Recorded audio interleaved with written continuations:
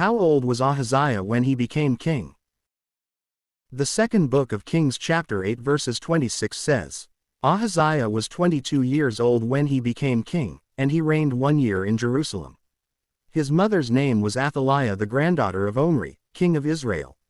But the second book of Chronicles chapter 22 verse 2 says, Ahaziah was 42 years old when he became king, and he reigned 1 year in Jerusalem.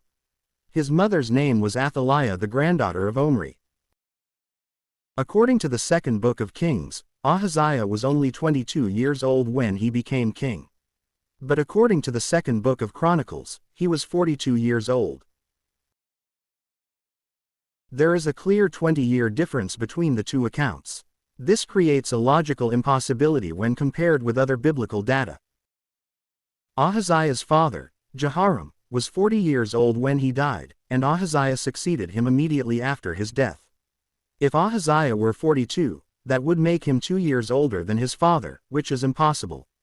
Therefore, most Bible scholars, including conservative ones, agree that the 42 years in Chronicles is a copyist's mistake.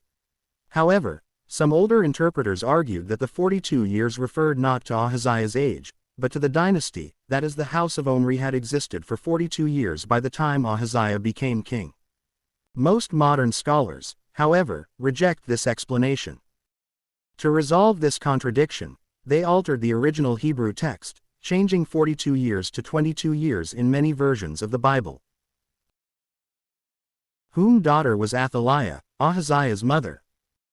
In the original Hebrew text of the Bible, Athaliah is described as the daughter of Omri, but in reality, she was the daughter of Ahab and the granddaughter of Omri, as stated in the second book of Kings chapter 8 verse 18. For this reason, many translations have departed from the original text and replaced daughter with granddaughter.